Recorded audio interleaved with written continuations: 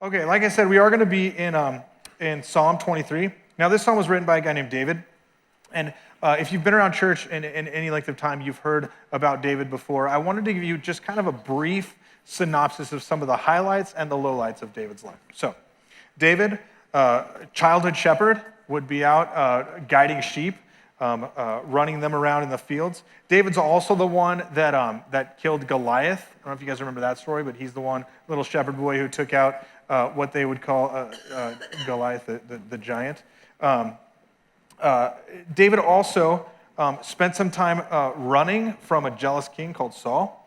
And he spent time escaping assassins, people who were out to kill him. He also had the opportunity to kill Saul on 2 different occasions and didn't take that opportunity. But David became king. He won many battles. He waged lots of wars. He established a new home for the Ark of the Covenant, which is a very, very big deal. He built temples. And David did amazing things. He was known as a man after God's own heart. But even in that, David had some hard times. He had some relationships that weren't edifying to God and weren't glorifying to God. And I just want to highlight one quickly. If you have been around at all, you would know and heard the story of David and Bathsheba. And Bathsheba, David went after Bathsheba when Bathsheba's husband was away at war, one of David's wars. And so her husband was away, and David went and he got her pregnant. And so there is Bathsheba, and she's pregnant. And so David does the next thing where he needs to cover up this sin that he's done. So he invites Uriah, her husband, home for sort of a little staycation, and thinks that if there's some confusion on timeline and stuff like that, if Uriah comes home and he's home with his wife Bathsheba, then when this baby's born, people will think that the baby is Uriah and Bathsheba's and not David's. And so he goes to cover up the sin. Well, Uriah, being an upright man, he actually stays away from his home that night and stays out in the wilderness. Says, if my men can't be with their families and with their wives, then I want to be, honorable to my men, and I want to take this time and not do something that my men can't do, essentially, is what Uriah does. And so that doesn't work out great for Uriah, because David, in his time to cover up his sin and to hide that from everyone, he sees his next vital option is just to eliminate Uriah.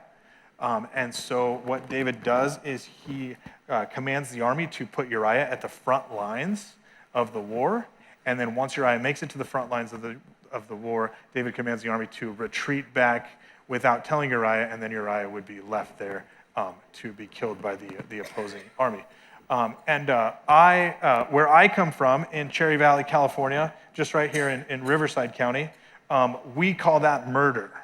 So I don't know if I think it rings the same bell. I think it's the same thing in San Diego County, I would assume, but it's definitely the same thing for David.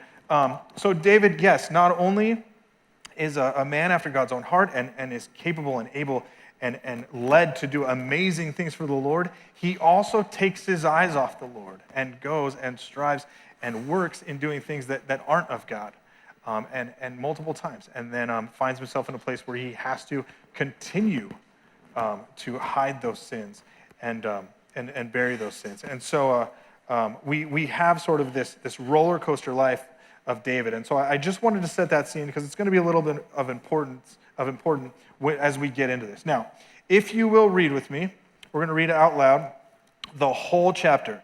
So we're going to read a whole chapter of the Bible. I told you we were getting into it this morning. So, if you will, verse 1. The Lord is my shepherd, I shall not want. He makes me lie down in green pastures. He leads me beside still waters. He restores my soul. He leads me in paths of righteousness for his name's sake. Even though I walk through the valley of the shadow of death, I will fear no evil, for you are with me. Your rod and your staff, they comfort me. You prepare a table before me in the presence of my enemies. You anoint my head with oil, my cup overflows. Surely goodness and mercy shall follow me all the days of my life, and I shall dwell in the house of the Lord forever. Now, I want to give you a little bit of a clue of where we're headed this morning. We're going to take these 6 verses, we're going to kind of review them in 3 different ways. So here's the different ways.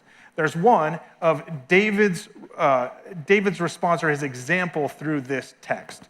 And so we're going to take that, and that's based on what we know of David so far. So that's why we shared that sort of brief history of David's life. So we're going to take that. Then what we're going to talk about is what we can take from that. So our outtake from that, what goes into our lives and how we can apply that. And then what we're going to do at the very end is we're going to go back all the way to the first one and come back through the 6 verses and talk about how we take that to our world.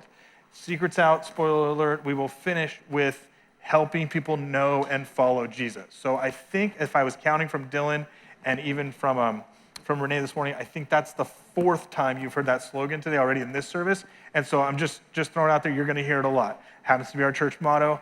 Our goal and our job here is to help people know and follow Jesus. And so we're even doing that through the book of Psalms and specifically through Psalm 23 this morning. But if you will, we're going to start all the way in verse 1. We're going to go back up to the top. Chapter 23, verse 1. The Lord is my shepherd. We're going to go hard stop right there. The Lord is my shepherd. There's a lot in that short portion of that verse. You see, David is using this idea of being a shepherd to paint the picture for this whole chapter. Now, the reason why it's good coming from David is because David knows what shepherding is.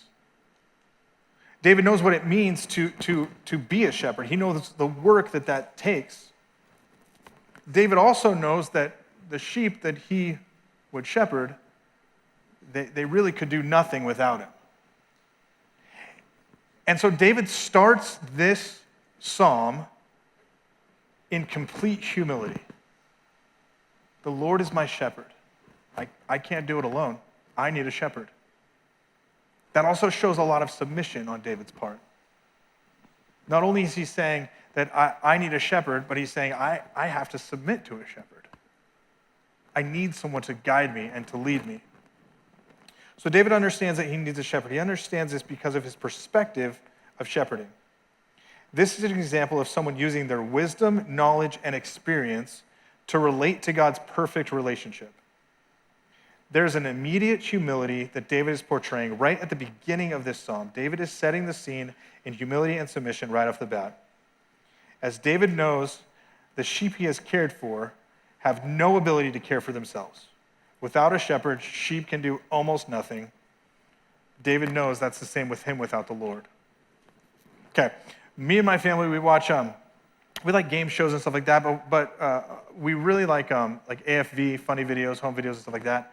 We really like when they go through like the animal spreads. And so you'll have, puppies falling off couches or, cats doing whatever cats do. It always seems to be either obnoxious or funny. You can go either way. But there's this video that circles around, and it comes by every once in a while, and it's of a sheep. And what the picture is, or the video is there's this long trench next to a road. There's a long trench next to a road. And there's a sheep in the trench, and the sheep in the trench is upside down, so its feet are pointing up. And what you have in the video is you have 2 men that they kind of straddle the trench, and they reach down, and one guy gets the front feet, one guy gets the back feet, and they pick it up and they do the 1, 2, 3. You guys remember the 1, 2, 3 where you 1, 2, 3 and you let go? Okay, well, they do that to the sheep, and when they throw it, the sheep actually kind of hits kind of hard. You feel bad for a second for the sheep. Again, only for a second, because right after the sheep gets out of the trench, it kind of gallops away, and it kind of has that thing, and the guys are excited. You can see that they rescued the sheep. The sheep immediately jumps back into the trench. So it goes down just around the guy and jumps back into the trench and is stuck again. The best part of the video is the disdain in the men's body language as soon as the sheep jumps back in to the trench. Jumps into the trench, and they're like, they throw their arms totally up. It's really quite humorous. But David knows this about sheep. Okay? David knows this about sheep. David is equating his relationship with God as him being the sheep and God being the shepherd. The Lord is my shepherd. I need someone to guide and lead me. Okay? Then we get into the second part of this verse. It says, I shall not want. Okay? There's a really, really big point here.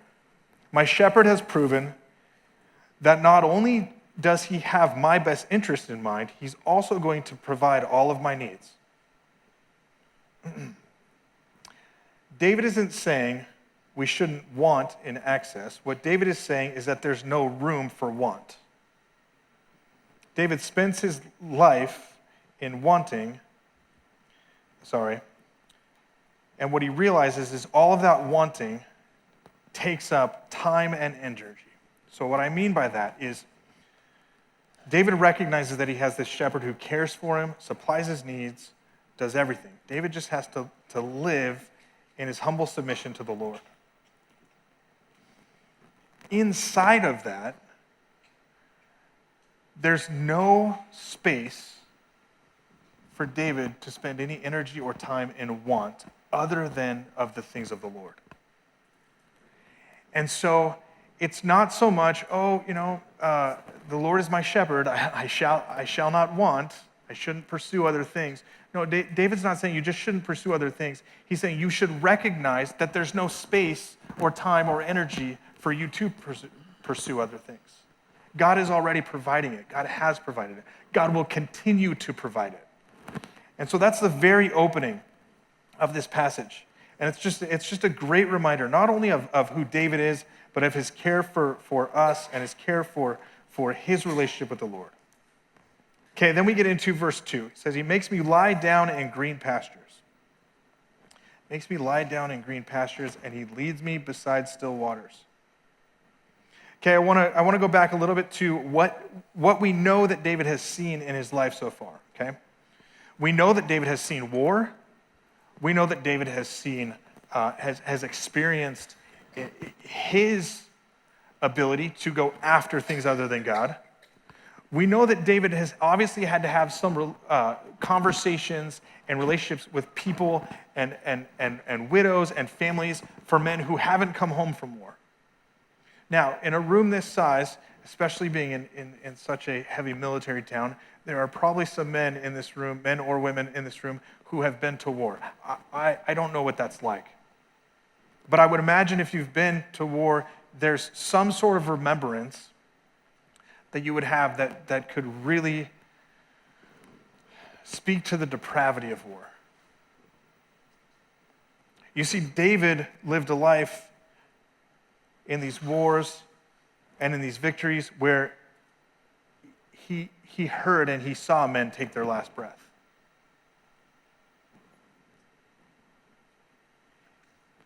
He's seen the complete devastation that the world can provide.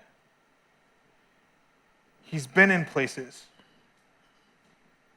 that are awful. Places that some of us could only imagine. And when he wants to talk about peace, and when he wants to talk about comfort, what David does is he says, he makes me lie down in green pastures. He leads me beside still waters. The imagery there is very, very important. Because David's putting him in the place of the sheep who is in a green pasture.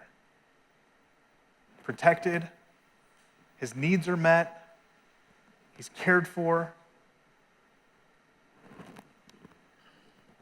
He leads me beside still waters. Still waters. Not raging waters, not big rivers, but he leads me beside still waters. This is peace. This is what peace looks like.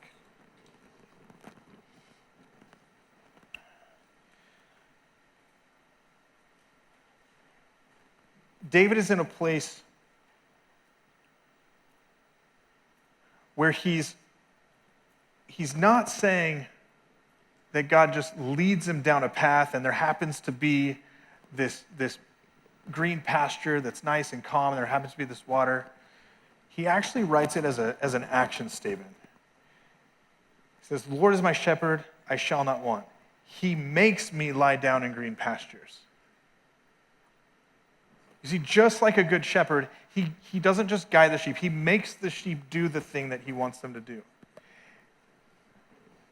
David is reflecting on God making it an action.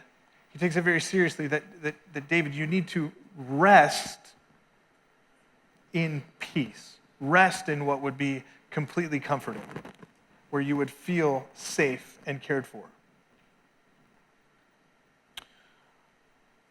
You see, David knew what it was like to flee from assassins. He knew what it was like to have men after him to kill him. He knows what it's like to not be in a peaceful life. And God makes him lie in green pastures. We get on to verse 3. He restores my soul. He leads me in paths of righteousness for his name's sake. Now, he restores my soul.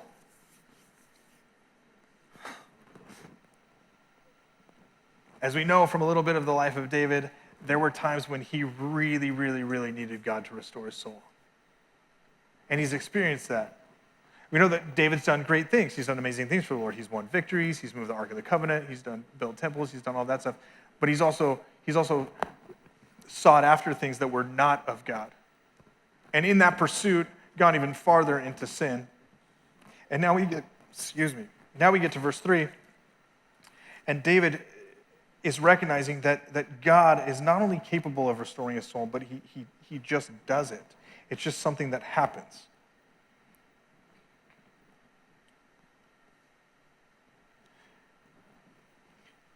There's another thing that happens here in verse 3. It says, he restores my soul. He leads me in paths of righteousness for his name's sake. And I want to hinge on that last statement there, for his name's sake. You see, David does it here. Paul also does it in the book of Philippians. But essentially what it means is David is recognizing that the work that God is doing in David's life is for God's name's sake. It's for the Lord's name's sake. It's not for David. Okay? He restores my soul. He leads me in paths of righteousness for his name's sake. The work that's being done in David's life is for the Lord. See, Paul does this in Philippians 2:13. If you have a chance, you can turn with me. But Philippians 2:13.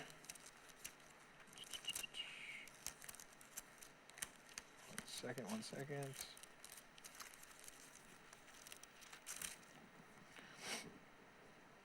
For it is God who works in you both to will and to work for his good pleasure.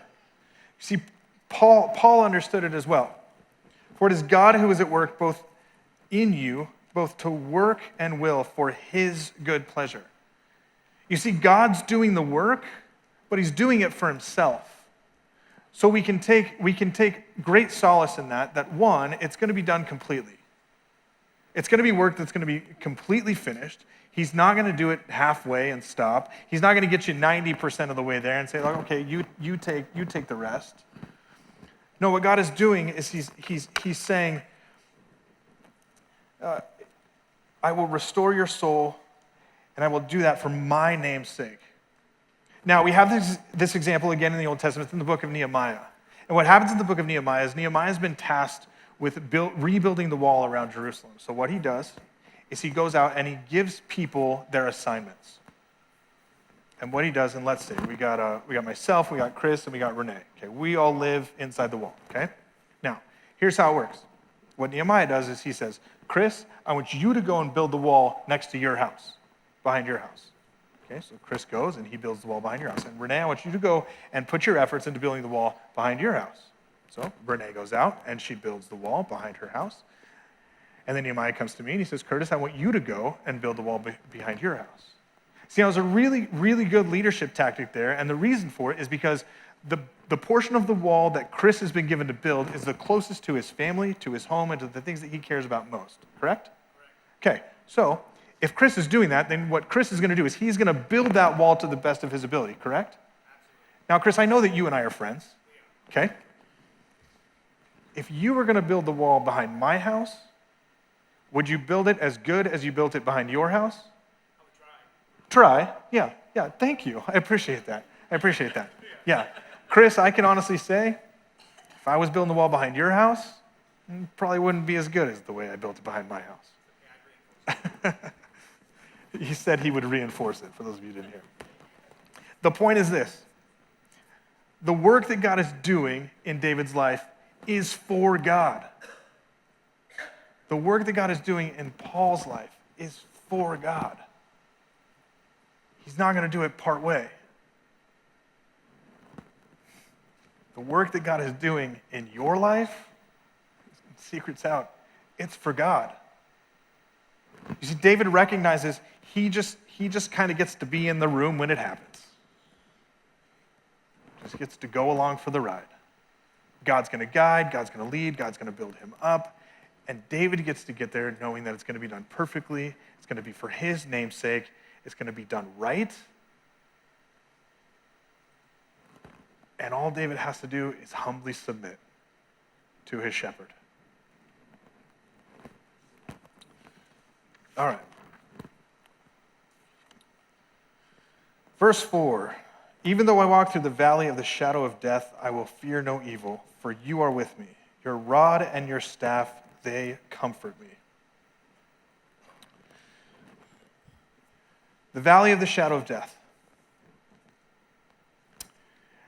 David recognizes that this could be a little confusing for those who aren't shepherds. So where David was shepherding, there were deep valleys. And they were deep, and they could have flash floods coming through them. But essentially, it was the valley of the shadow of death because they were so deep and the walls were so high that the sun didn't make it to the ground. So when you were ever in these valleys, you were in darkness. Okay. What else happened in those valleys that was the place where other predators, like other animals, would come after you. That was the place where thieves would hide very easily and steal and kill. That was the place where you would be attacked easiestly. I don't know if that's a word. If that makes sense. So the idea here is that even though I walk through the valley of the shadow of death, I will fear no evil. For you are with me, your rod and your staff, they comfort me. The thing we have to recognize about that is David's recognizing that his shepherd takes him through the valley. His shepherd doesn't take him around the valley. His shepherd doesn't take him over the mountain so he totally missed the valley. His shepherd intentionally takes him through the valley to show, again, his glory for his namesake. You see, we often sometimes think that when we find ourselves in the valley, we sometimes can feel like it's because of something we've done. Sometimes we find ourselves in what feels like we're in a valley, and it feels like it's because of an attitude that we had that's producing something in us that's causing us to seek for things outside of who God is. Now, I can't speak to your life and whether you're striving to be where God wants you or whether you're not, but I do know this. That based on what David's saying, there's not a portion or a valley that we can exist in this world where God isn't right with us. There's just not. There's not a place where we can go and hide and be attacked and be scared where God isn't right there with us.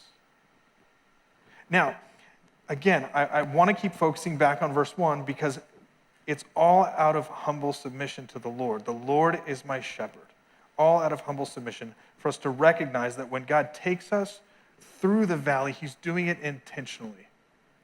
Because it's in those valleys that we must trust him. It's in those valleys that we must take care to understand what he's doing in our lives. So I don't want to miss that. Your rod and your staff, they comfort me. Now, when I was a kid and I used to hear this verse, when I would hear the word rod, I would automatically think of like fishing rod. So fishing rod and reel, so I would think of fishing rod. So when I would hear rod, and I would say, your rod and your staff, they comfort me. Wait, you're going out of the valley of the shadow of death and you got a fishing rod? So I just pictured David out there with like a trout rod, just like whipping it around and like smacking people. I'm like, that doesn't, or like smacking animals to stay away. Like that doesn't really, it's not scary, if that makes sense. And it wasn't until I was in college, I had a friend who went on a mission trip to Uganda and came home, and they brought back a rod. That was the first time I'd seen one. And what it was is it was about that long, and it was a stick. It was one piece. And so what they did is they took the stick. It was a branch of a tree, and they whittled it down, and they took the knot at the end of that branch where that branch connected to the tree. So where a branch connects to a tree, it creates what's called a burl. And that's where the grain kind of gets twisted a little bit and it gets extra hard. And so what they do is they would cut the tree out and they would shape this rod with a long handle and this ball at the end that had some weight to it. And then at the very end, at the very bottom of this ball, what it would have is it would have a very shallow point. Okay? So long handle, ball with a shallow point. Now, the purpose of the shallow point was it wasn't a spike. Like a spike makes you think that it's real long and sharp. It was a tool and a weapon to keep lions away. And what they would do is they would swing it. And because it had a dull point on the bottom, it wouldn't pierce the bone, it would crush the bone. So the small point would give enough of compression to the skull to split the skull. So the lion would be killed because it was split, but the spike wouldn't get stuck in the skull, and then you'd just have a lion running around with your rod. So I was really impressed with, obviously, the craftsmanship of that. I happen to be a little bit of a woodworking nerd, so I enjoyed looking at the rod. But what I realized as I was holding it is it was light, it was very easy to carry, and even me, I could get a lot of action off the thing. I could get that thing moving pretty quick, and it made me realize that if I was around an animal and I needed to take care, I actually with this tool could protect myself. So it was fascinating to be able to see it, but it's sort of a short club. So your rod and your staff, they comfort me. Now, I've known what a staff was. You know, it's that thing shepherds walk around. It's the big hook that goes up, has the hook on it, big stick. Sometimes it's taller than them. Sometimes it's a lot taller than them, depending on how old David was. But essentially what a staff is used for is a staff isn't a weapon. A staff is a tool used for guiding. So a staff was used if sheep were walking either near the side of a cliff or they're near a wash or something like that. The staff was used to keep the sheep in line, to push them back. It was also used as a rescue device. For when sheep went down, they could use the staff and they could pull the sheep back up with the hook. So we have two different tools. Now, I've heard this sermon preached before, and I've heard a few different preachers use, your rod and your staff, they comfort me, in sort of a disciplinary way. Now, I don't necessarily think that that's what David is doing here. I don't think he's using this rod as a disciplinary action for God's children. However, I do think, and I do believe that God uses disciplinary actions, and he doesn't spare the rod from his children because of the growth they can get from that. So I don't see that out of this text, but again, I don't necessarily think that the theology of that idea is wrong. So the rod and your staff, they comfort me. David, again, if we follow up, he's speaking out of what he knows. He knows the importance of the rod, and he knows the importance of the staff. He knows that they both have two different uses, but he also knows that they're active tools. They're not passive tools. So what I mean by that is the shepherd with a shepherd hook, the shepherd's using the hook and the staff all the time. It's their main tool. They're using it to guide and to lead. They're using it to teach the sheep what the sheep should do to fall in line with the other sheep so the sheep is safe in the crowd. So David's referencing that in his life, saying, this shepherd that I'm humbly submitting to, he's not sparing the rod or the staff. He's not sparing the staff on me. He's using the staff to guide me and to lead me. All right. Verse 5. You prepare a table before me. In the presence of my enemies, you anoint my head with oil. My cup overflows. This one's a little interesting. We're going to take the first section. You prepare a table before me in the presence of my enemies. In ancient Near Eastern kings threw massive victory parties after wars. And they would force their captives to watch as they celebrate the victory. David's using this imagery to show just how much God protects them.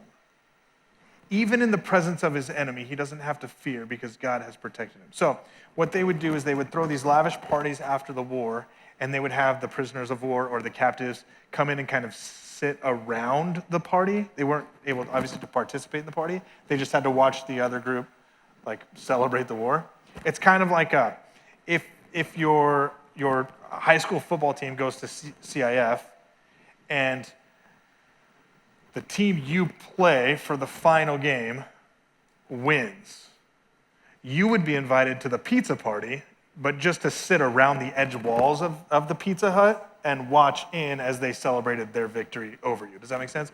It's kind of a terrible way to just rub it in someone's face, but that's essentially what's happening here. You prepare a table before me in the presence of my enemies. My enemies are there, they're in the room. I'm at the table, but I'm not having to worry because of your protection over me, because of your care for me.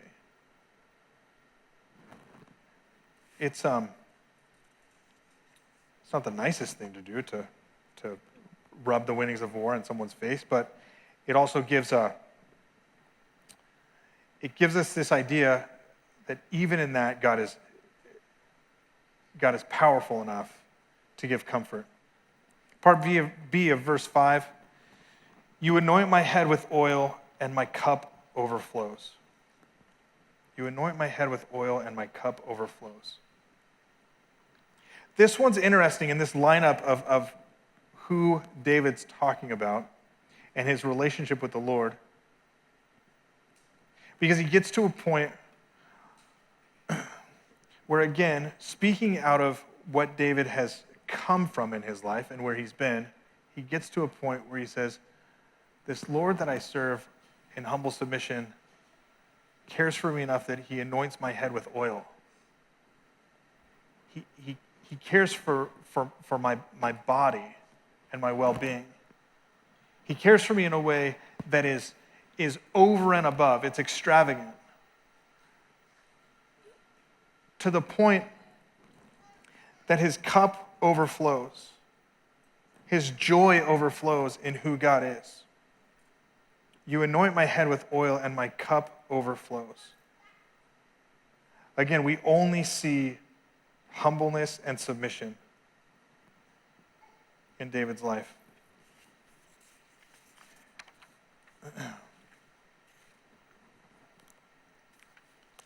Verse 6, surely goodness and mercy shall follow me all the days of my life,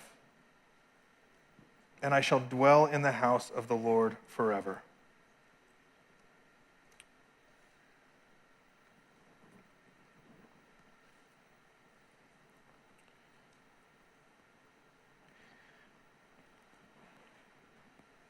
He closes this poem of worship, this song of worship. Surely goodness and mercy should follow me all the days of my life, and I shall dwell in the house of the Lord forever. David isn't leaving anything up to interpretation here. And I don't want us to miss this, because David isn't saying, there's going to be some mercy and there's going to be some goodness, and if I do the right things from here on out, I might get to be with the Lord forever. That's not what he's saying. You see, we know what David's done in his life. Great things. Man after God's own heart. We also know that David's done some really awful things in life. But at this stage in life, it's not a guess. Surely, goodness and mercy shall follow me all the days of my life. He's not questioning it. He's not saying if I do a certain thing, if I don't do a certain thing. He simply says, no, the God that I serve is the one who holds the mercy, who holds the goodness, who lavishes it upon me, who fills my cup with it. And I love the ending. And I shall dwell in the house of the Lord forever. I I shall dwell in the house of the Lord forever.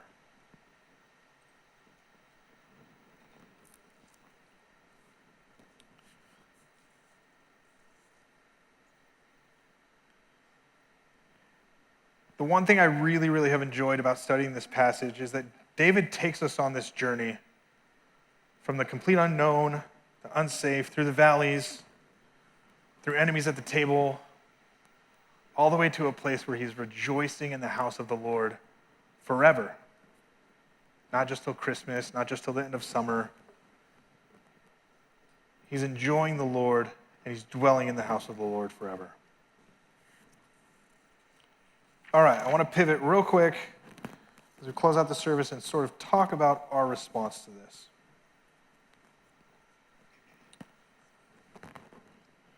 We can see how David has set up his life, and we can see that he's even just through these short 6 verses, he's kind of painted a picture what it means to be a shepherd, what it means to follow a shepherd, what it means to be led, what it means to be safe by a shepherd, cared for, rescued.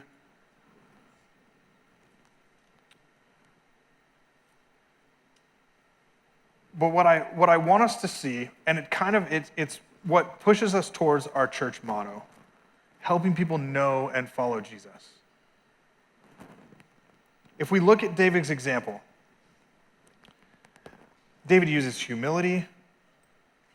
He seeks for God's comfort and love.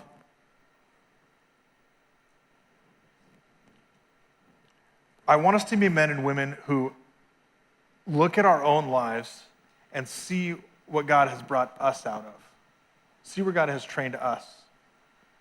See what he's laid upon our hearts through our lives to prepare us. And then our role in that, in humility and submission to him, our role in that as we learn more and more about his grace and his mercy is that we take that to our church, to our cities, to our neighborhoods.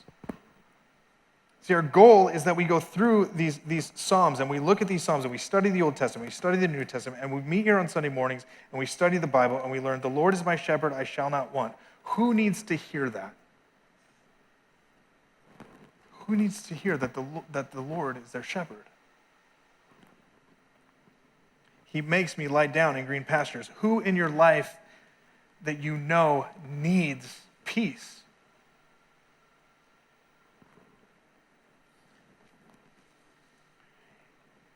He restores my soul. I would bet that there's some people out there that know some people that need some restoration on their soul.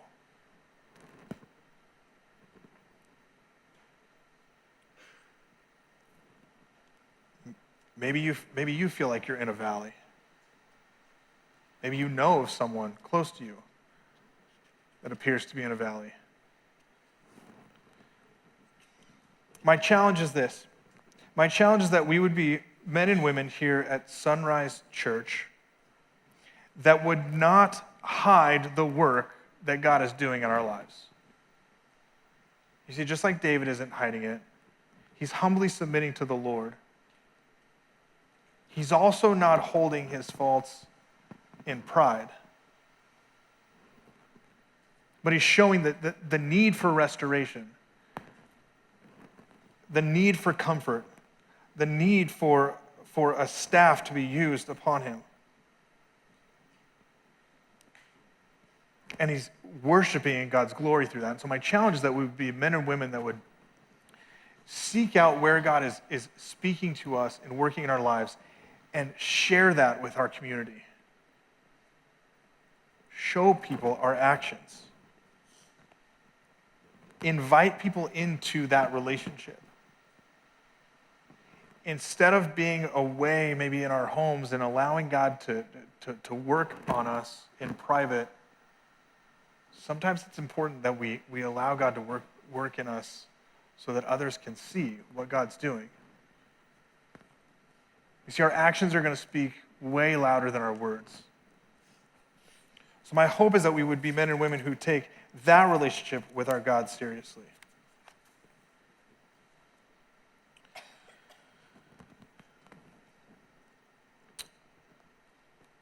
Again, I love that David uses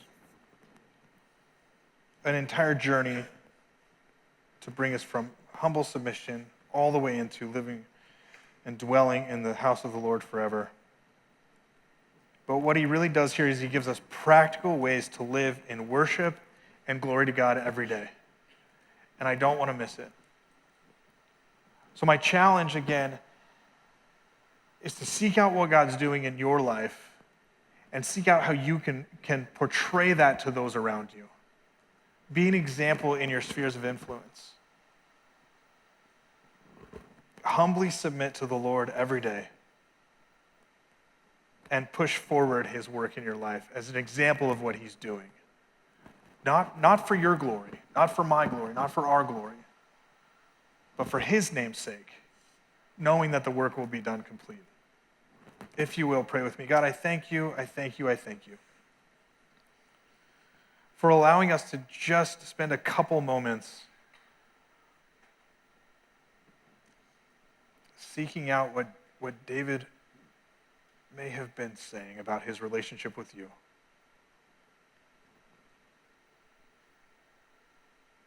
God, I thank you for his confidence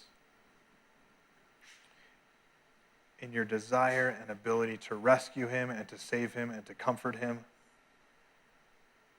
And God, I ask that we would be men and women that would seek that confidence. Thank you for this space where we can come before you and worship. Thank you for this time that you've given us. I ask that you bless these men and women as they go away from here. God, I ask that you give them times to share in their communities, in their jobs, in their neighborhoods, in the checkout line at Vaughn's. God, I ask that you would use them in great ways this week. In Jesus' name, amen. Thank you so much for joining us today at Sonrise Church. We hope this message encouraged you and blessed you. If one of the ways that you choose to worship with us here at Sonrise is by giving online, there's a link right here that you can follow and it'll take you to that payment portal. Everything that you donate helps not only go towards reaching people in the greater San Diego area, but also all around the world through our ministry partners. If you want to get further connected, whether in person or online, you can email this email right here, and either myself or one of our team members will be there to answer it and help you get connected in any way that you need. Thank you so much for joining us, and we'll see you next week.